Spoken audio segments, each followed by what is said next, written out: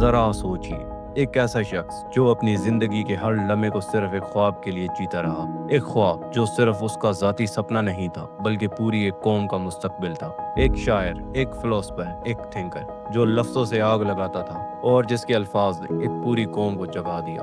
یہ کہانی ہے علامہ اقبال کی، شاعر مشرق جس نے سوئے ہوئے مسلمانوں کو جگایا اور انہیں ان کی اصل پہچان یاد دلا دی۔ 1877 سیالکوٹ کا شہر، ایک چھوٹا سا بچہ جنم لیتا ہے، نام رکھا جاتا ہے محمد اقبال، ایک ایسی فیملی سے تعلق جو دین اور علم دونوں کا پیغام رکھتی تھی۔ چھوٹی عمر سے ہی اقبال میں ایک عجیب سی روحانی چمک تھی۔ مدرسے میں قرآن سیکھنے والے اقبال جب اپنے استاد سے لفظ قرآن سمجھتے تو ان کا دل ہل جاتا۔ ان کی سوچ بچپن سے ہی عام بچوں جیسی نہیں تھی، ان کے سوال گہرے ہوتے، ان کا نظریہ اونچا ہوتا۔ پھر وقت گزرتا گیا، اقبال نے میٹرک کی، پھر گورنمنٹ کالج لاہور سے فلسفی اور لٹریچر پڑھا۔ یہاں سے اقبال کا سفر شروع ہوا۔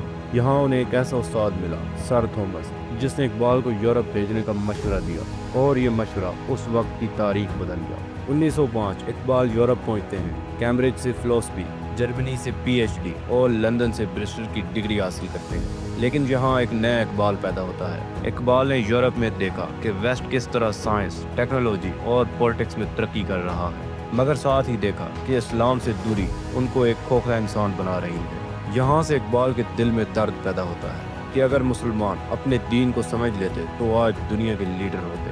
ان کی یورپ کی شاعری، شکوہ، جواب شکوہ اور ترانہ ملی نے آگ لگا دی۔ وہ کہتے تھے، یونان و مصر و روما سب مٹ گئے جہاں سے، اب تک ہے مگر باقی نام و نشاں ہمارا۔ یہ لفظ صرف شاعری نہیں تھی بلکہ ایک کال ٹو ایکشن تھی۔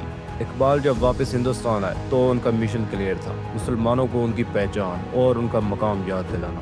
یہ وہ وقت تھا جب ہندوستان میں برٹش حکومت کا راج تھا اور مسلمان اپنی پہچان کھو بیٹھے تھے۔ ہندو لیڈرشپ اپنی چال چل رہی تھی اور مسلمان ایک عجیب سی غلامی اور محرومی کا شکار تھے۔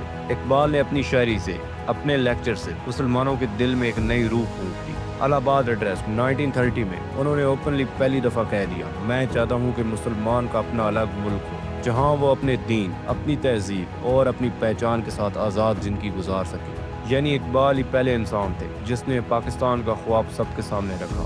یہ خواب محمد علی جناح نے حقیقت بنایا، مگر اس خواب کا بانی اقبال ہی تھا۔ اقبال کی شاعری نے غلاموں کے دل میں آزادی کا شعلہ بھڑکا دیا۔ جب وہ کہتے تھے، خودی کو کر بلند اتنا کہ ہر تقدیر سے پہلے خدا بندے سے خود پوچھے بتا تیری رضا کیا ہے، تو یہ صرف الفاظ نہیں تھے، یہ ایک پورے فلسفے کا نعرہ تھا۔ اقبال خودی کا پیغام دیتے، مسلمانوں کو یاد دلاتے کہ تم دنیا کے لیڈر ہو، تم اللہ کے بندے ہو، تم کسی غیر کے غلام نہیں۔ ان کی شاعری میں قرآن کی روح تھی، اسلام کا درد تھا اور مستقبل کا پیغام تھا۔ لیکن اتنا بڑا سپنا دیکھنے والا شخص 1938 میں لاہور میں اس دنیا سے رخصت ہو گیا، مگر اس نے اپنے پیچھے ایک ایسی روح چھوڑ دی جو مسلمانوں کے جسم میں ہمیشہ زندہ رہے گی۔ 9 نومبر 1938 کو علامہ اقبال گزر گئے، مگر ان کا پیغام پاکستان کے جسم میں خون بن کر دوڑتا رہا۔ آج اقبال صرف ایک شاعر نہیں بلکہ ایک روح کے سلطان ہے، وہ انسان جس نے لفظوں سے جنگ جیتی، جس نے سوئے ہوئے لوگوں کو جگا دیا، جس نے ایک نئی سوچ دی، جس کی وجہ سے آج پاکستان ہے، اور ان کے الفاظ آج بھی ہر نوجوان کے دل میں آگ بھڑکاتے ہیں۔ ذرا سوچئے، اگر علامہ اقبال نہ ہوتے تو کیا مسلمان کے دل میں پاکستان کا خواب جاگتا؟ اگر ان کی شاعری نہ ہوتی تو کیا یہ قوم اٹھتی؟